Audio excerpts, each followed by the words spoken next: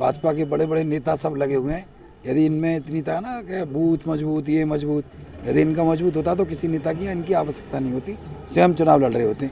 क्या ज़रूरत है उनको बड़े बड़े नेताओं की? पूरे नीचे से ऊपर तक पूरी सरकारी मशीनरी उनका काम कर रही है। नमस्कार, आप देख रहे हैं अपनी मथुरा न्यूज़ और मैं हूं आपके साथ में प्रतीक चतुर्वेदी। जैसा कि इस समय चुनावी दौर है और लोकसभा चुनाव नज़दीक हैं, जिसमें पहले चरण के मतदान हो चुके हैं, अब दूसरे चरण के मतदान बाकी हैं, जो कि 26 तारीख को होने हैं। तो उसी को लेकर मथुरा में सभी प्रत्याशी एवं निर्दलीय प्रत्याशी अपने प्रचार प्रसार में लगे हुए हैं और उनके साथ में उनके समर्थक लगे हुए हैं। तो आज इसी श्रृंखला में हमारे साथ में मौजूद हैं गठबंधन प्रत्याशी मुकेश धनगर। जानेंगे इनसे कि जबकि बार क्या कुछ इनके पास ऐसे मुद्दे हैं जो जनता प्रभावित हो इनसे और अब की बार इनको वोट दे। क्या कहेंगे?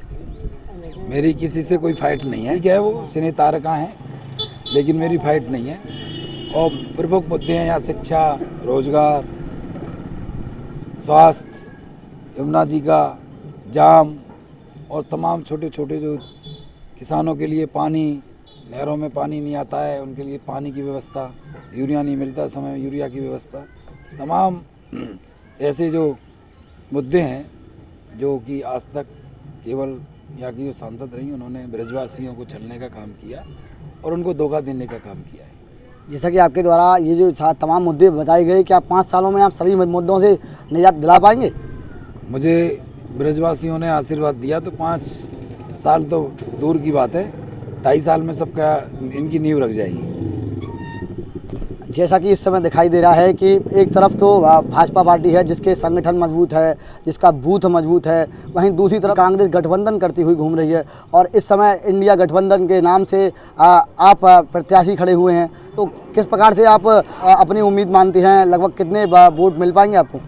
ये ब्रजवासियों की उम्मीद है, ये ब्रजवासियों का चुनाव है। भाजपा ने भी तमाम गठबंधन कर रहा है, कहाँ है मजबूत हो? उसने भी तमाम घटकों के साथ, आरएलडी के साथ गठबंधन है कि नहीं है? उसने भी गठबंधन कर रखा है और वो तो सरकार सत्ता में सरकार है तब गठबंधन कर रखा है। तो भाजपा डरी हुई है, हिल चुकी है और आप देख रहे हैं कि एक ब्रज का लाल और इस ब्रज का माटी का बेटा मैदान में, और उसके लिए आप देख रहे हैं तमाम भाजपा के बड़े बड़े नेता सब लगे हुए हैं। यदि इनमें इतनी था ना कि बूथ मजबूत, ये मजबूत, यदि इनका मजबूत होता तो किसी नेता की इनकी आवश्यकता नहीं होती, स्वयं चुनाव लड़ रहे होते। क्या ज़रूरत है उनको बड़े बड़े नेताओं की? पूरे नीचे से ऊपर तक पूरी सरकारी मशीनरी उनका काम कर रही है। जैसा कि आपके द्वारा ये सब बातें कही जा रही हैं, वहीं जिस प्रकार से अभी सांसद हेमा मालिनी का गेहूं काटने का वायरल हुआ था, तो उसके बाद में आपने गेहूं काटने चालू कर दिए। क्या उनके बाद में ही आपको ये पता चला कि गेहूं काटना जरूरी है? अरे भैया, मैं किसान का बेटा हूँ, हर साल काटता हूँ, कोई पहली बार थोड़ी नहीं काटा है। वो तो एक चुनावी उसमें उन्होंने एक सिने तारका हैं, एक्टर हैं अच्छी, तो उन्होंने एक एक्टिंग अच्छी कर ली है। मैं तो मेरे यहाँ खेत है, मैं तो खुद हर साल काटता हूँ, कोई पहली बार थोड़ी नहीं काटा है किसान का। जैसा कि आपने अपील भी की थी, कुछ आप फसल काट रहे थे उसके दौरान आपने कुछ अपील भी की थी, क्या कुछ अपील थी? अरे अपील की है, यदि हेमा जी वास्तव में जैसे खेतों में गेहूँ जो हमारी माताएं बहनें काट रही थी उनके साथ फ़ोटो खिंचवाया है, तो मैं उनसे अपील की है कि 1 घंटा मेरे साथ खेत काटें। जैसा कि इस समय दिखाई दे रहा है कि आपको समय भी कम मिला है और आप मजबूती से इस समय लगे हुए हैं। ये ब्रजवासियों का चुनाव है, ब्रजवासी ही तय करेंगे।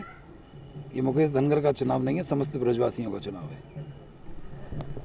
दर्शकों, जिस प्रकार से आपने सुना, ये थे हमारे साथ में मुकेश धनगर और इनके द्वारा कहा गया कि ये जो चुनाव है यह हरी बनाम स्थानीय है। फिलहाल के लिए इतना ही। मैं अपने सहयोगी अभिषेक सिंह के साथ प्रतीक चतुर्वेदी, अपनी मथुरा न्यूज़ के लिए।